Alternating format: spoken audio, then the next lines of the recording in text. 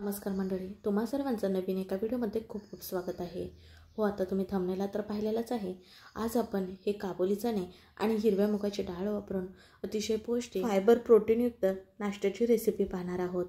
अगदी तुम्ही ह्याच्या पुढे सगळं फिकाय म्हणायला हरकत नाही बरं का. इतका छान चविष्ट होतो, हलका फुलका होतो.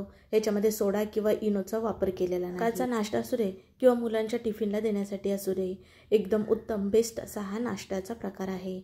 पण व्हिडिओ कुठे स्किप न करता शेवटपर्यंत बघा. चला तर हा नेमका कसा बनवायचा ते वेळ न करता आजच्या व्हिडिओला सुरुवात करूया. सुरुवातीला इथे एक बाउल घेतला आहे आणि इथं घेतले ते काबुली चणे. घरामधील आपली जी आमटीची रोजची वाटी असते ना, त्यांनी एक छोटी वाटी इतके हे काबुली चणे घेतले. त्याच समप्रमाणामध्ये हिरवी मुगाची जी डाळ असते ना, ती सुद्धा एक वाटी घेतली. तुमच्याकडे जरी हिरवे मूग असतील ना, ते घेऊ शकता किंवा आपली पिवळी रेग्युलर जी वरणसाठी डाळ वापरतो ना, ती घेतला तरीसुद्धा चालेल. आता स्वच्छ 2 ते 3 पाण्यात आपल्याला धुवायचं आहे बरं का, कारण डाळ खराब होऊ नये म्हणून औषधाची फवारणी असते ना, म्हणून 2 ते 3 पाण्यात नळाखाली छान ह्या डाळी धुवून घेतल्या. आता डाळी भिजण्या इतपत 1.5 ग्लास इतकं पाणी घालून झाकण ठेवलं 1-2 तासासाठी. 2 तासामध्येच बघा आपले जे काबुली चणे आणि जे आपली सालासकट जी मुगाची डाळ होती ना, ती छान प्रकारे अशी भिजली गेलेली आहे. बघू शकता इथं, म्हणजे काबुली चणे आहेत ना, ते सुद्धा छान फुलले गेलेले आहेत. अगदी तुम्ही रात्रभर भिजत ठेवलात तरीसुद्धा चालेल. आता ना आपल्याला हे मिक्सरला बारीकसर असं वाटून घ्यायचं आहे. त्याच्यासाठी मिक्सरचं भांडं घेतलं आहे आणि ही जी भिजवलेली डाळ आणि काबुली चणे आहेत ना, ते आपण मिक्सरच्या जारमध्ये काढून घेऊया. हे वाटताना सोपं जावं ह्याच्यासाठी जे भिजवलेल्या डाळींचंच पाणी असतं का नाही, तेच वापरायचं ह्याच्यामध्ये. साधारण 2 ते 3 चमचे इतकं घातलं आणि मिक्सरला ना जमेल तितकी बारीक अशी याची पेस्ट करून घ्यायची आहे. बघा ह्या पद्धतीने. आता तयार झालेली ही पेस्ट आहे ना, आपण एका वाडग्यामध्ये काढून घेऊयात. आता बाकीचे जे उरले ना मुगाची डाळ, त्याचबरोबर ते काबुली चणे, ते सुद्धा आपल्याला ह्याच मिक्सरच्या भांड्यामध्ये घालून घ्यायचे आहेत. आता याच्यामध्ये आपण घालून घेऊयात 4 इतक्या लसणाच्या पाकळ्या, त्याचबरोबर अर्धा इंच आलं ना त्याचे छोटे तुकडे करून घेतलेत, ते सुद्धा घातलं. एक हिरवी मिरची मधीतनं मोडून घातली, थोडीशी कोथिंबीर घातली आणि पुन्हा थोडंसं पाणी घालून ना मिक्सरला एकदम बारीक वाटून घेतलेलं आहे बरं का. बघा ह्या पद्धतीने. आता हे छान प्रकारे वाटून झालं की पुन्हा आपण अगोदरची जी पेस्ट एका वाडग्यात काढली ना, त्याच्यामध्ये ही सुद्धा काढून घेऊयात. आता ह्याच्यामध्ये फ्लेवरसाठी आपल्याला बघा काय काय घालायचं याच्यामध्ये. ते म्हणजे काकडी असते की नाही, त्याच्यावरचे सालं काढून काकडी खेचून घेतलेले आहे. एक छोटी वाटी इतके घातलेले आहे काकडीचा खीस.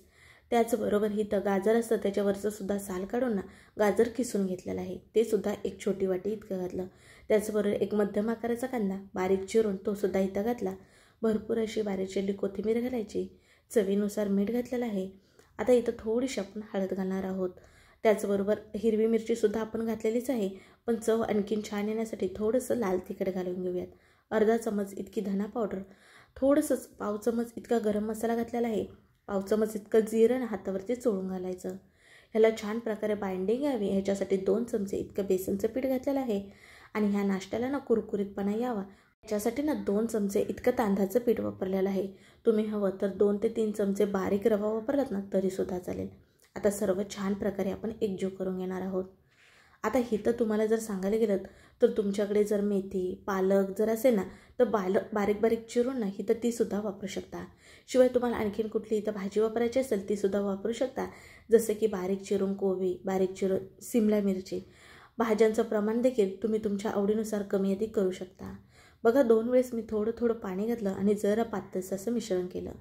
थोडंसं मीठ हे टेस्ट करून बघितलं तर मीठ जरा कमी वाटते म्हणून थोडंसं मीठ घातलं बरं का, आणि पुन्हा छान असं मिसळून घेतलं. आपल्याला याच्यामध्ये सोडा किंवा इनो वापरायचा नाही, पण हा नाश्ता हलका जाळीदार होण्यासाठी बघा तडक्या पॅनमध्ये ना अर्धी पळी इतकं तेल गरम करून घेतलं आहे. त्याच्यामध्ये ना पाव चमच इतकं हिंग घातलं आहे आणि अर्धा चमच इतके तीळ घातले.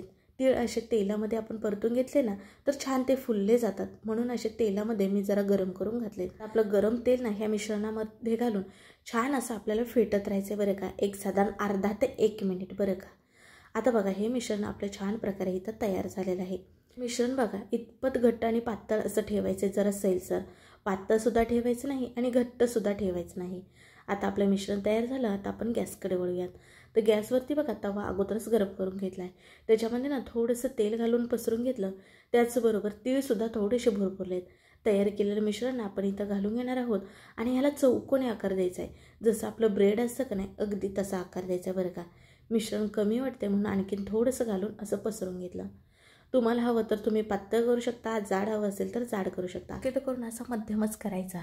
जर तुम्ही जाड केलात ना तर आतमधून भाज्या या कच्च्या राहण्याची शक्यता असते. त्यामुळे जरा मध्यम किंवा पातळ केला ना तर छान प्रकारे हे भाजलं जातं. ह्याला हलका क्रिस्पीपणा पण येतो आणि आपल्या आतपर्यंतच्या भाज्या सर्व ज्या आहेत ना ते शिजल्या जातात. म्हणून छान ह्याला चौकोनी आकार दिलेला आहे बघा, जमेल तसा. जसं आपलं ब्रेड असतं का नाही अगदी तसा आकार दिलेला आहे बघा. वरून थोडंसं तीळ भरवून घेतलेत. झाकण ठेवूयात एक अर्धा ते 1 मिनिटासाठी बरं का. म्हणजे ज्या भाज्या आहेत ना आपल्या त्या छान प्रकारे नरम होतात. गॅस मात्र मध्यम ठेवायचा आहे.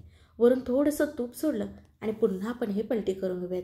वा, बघू शकता काय रंग छान आलेला आहे हो. आता पुन्हा आपण झाकण ठेवूयात म्हणजे दुसरी बाजूसुद्धा ना छान प्रकारे वाफवली जाईल. बघू शकता आता तुम्हाला रंगावणं समजत असेल किती छान प्रकारे दिसत आहे. हे दोन्ही बाजू अलटी पलटी करून ना छान हलका क्रिस्पीपणा येऊपर्यंत आपल्याला हे फ्राय करून घ्यायचं. आपला हा तयार झालेला नाश्ता ना एखाद्या जाळीवरती असा काढायचा म्हणजे खालून वाफेमुळे ना तो ओलसर होत नाही. म्हणून आता ना आपले जे एक्स्ट्राचे तीळ असतात ना तव्यामध्ये ते काढून घ्यायचे आहेत आपल्याला आणि पुन्हा आणखीन एक अशा प्रकारे मी करून घेत आहे. तर ना परत आणखीन मी सेम पद्धतीनेच करत आहे. चौकोनिया करायचा कारण मी ब्रेडसारखा ना कापून घेणार आहे. म्हणून तुम्हाला हवं तर गोल ना थालीपीठ कसं असतं तसं पसरून घ्यायचं. मधीतून भोकं करायचे, वरून तीळ भरभरून दोन्ही बाजूने तेल किंवा तूप लावून शेकून घेतला तर झाला इथं तुमचा प्रोटीनयुक्त थालीपीठ तयार. म्हणजे कसं एकच मिश्रण आणि त्याच्यापासून तुम्ही वेगवेगळ्या प्रकारचा नाश्ता करू शकता बरं. किंवा तुम्हाला आणखीन कुठली पद्धत आवडत असेल जसं की ह्याचे जरी आप्पे केलात ना तरीसुद्धा चालेल, धिरडे केलात तरीसुद्धा चालेल, खायला खूप छान लागतात. बघा इथं आणखीन एक इथं मी करून घेतलं. दोन्ही छान प्रकारे आपले फ्राय झालेत. आता आपण बाजूला ठेवूयात, हे गरम आहेत. ह्या नाश्त्यासोबत खाण्यासाठी ना आपण पटकन एक हिरवी चटणी करून घेऊयात. त्याच्यासाठी मिक्सरच्या भांड्यामध्ये 2 हिरवी मिरची, भरपूर अशी कोथिंबीर घ्यायची चांगली मुठभर इतकी, 2 चमचे इतकं डेसिकेट कोकोनट घेतलं आहे. तुमच्याकडे ओला नारळाचं खोबरं असेल ते घेतलात तरीसुद्धा चालेल. चवीनुसार मीठ, थोडंसं चव आंबटसर येण्यासाठी 1 चमचा दही घातलं आहे आणि सुरुवातीला ना मिक्सरला असंच फिरवून घेतलं आहे. आता आपल्याला काय करायचं आहे, जे सर्व मिश्रण मिक्सरच्या भांड्याला लागलं असतं ना ते मध्येच करायचं आहे. अर्धा कपभर इतकं पाणी घालायचं आहे आणि पुन्हा छान एकदम जमेल इतकी बारीक ह्याची आपल्याला चटणी वाटून घ्यायची आहे बरं का. जर तुमच्याकडे पुदिना असेल ना तो वापरला तर ना आणखीनच छान टेस्टी तुमची इथं चटणी बनेल. बघा ह्या चटणीला काय आपल्याला तडका वगैरे द्यायचा नाही. खूप छान मस्त इथं आपली ही हिरवी चटणी तयार झाली. आता हा नाश्तासुद्धा तोपर्यंत थंड झालेला आहे. आता बघा जसं आपलं ब्रेड असतं का नाही तसं आपल्याला कापून घ्यायचं आहे. आता तुम्ही ह्याच नाश्त्यापासून ना सँडविचसुद्धा करू शकता बरं का. म्हणजे ब्रेडच्या ऐवजी ह्याच्या तुम्ही स्लाईस वापरू शकता. मध्ये तुम्हाला सॉस, दही किंवा मेयोनीज किंवा ही हिरवी चटणी केली ती लावून तुम्ही ह्याच्यामध्ये भाज्या भरून किंवा चीज किसून मुलांना खायला दिलात ना अगदी मुलं दुसऱ्या क्षणाला खाऊन फस्त करतील बरं का. रोज रोज नाश्त्याला काय बनवायचं सुचत नसतं. शिवाय मुलांच्या मधल्या वेळेस खाण्यासाठी पण आपल्याला समजत नसतं बघा डब्यासाठी काय बनवायचं. मग त्याच्यासाठी उत्तम असा हा नाश्ता आहे. अगदी हे हिरवी चटणी दहीसोबत किंवा सॉससोबत खायला ना खूप छान लागतो. वरून तुम्हाला बघूनच समजत असेल, मी काही वेगळी सांगायची गरज नाही. मग कसा वाटला व्हिडिओ नक्की कमेंटमध्ये सांगा. व्हिडिओ जरासुद्धा आवडला तर व्हिडिओला पटकन एक लाईक ठोका. व्हिडिओ शेअर करा तुमच्या मित्रमैत्रिणी परिवारामध्ये म्हणजे ते सुद्धा करून पाहतील. बघू शकता आपण सोडा किंवा इनो वापरला नव्हता तरीसुद्धा छान जाळी हलका फुलका इथं आपला हा नाश्ता तयार झालेला आहे. मात्र तुम्हाला असे साधे सोपे छान पौष्टिक पदार्थ पाहायचे असतील तर आपल्या चॅनलला आवर्जून सबस्क्राईब करा. चला मग पुन्हा भेटू अशा नवीन एका रेसिपीमध्ये. तोपर्यंत बाय.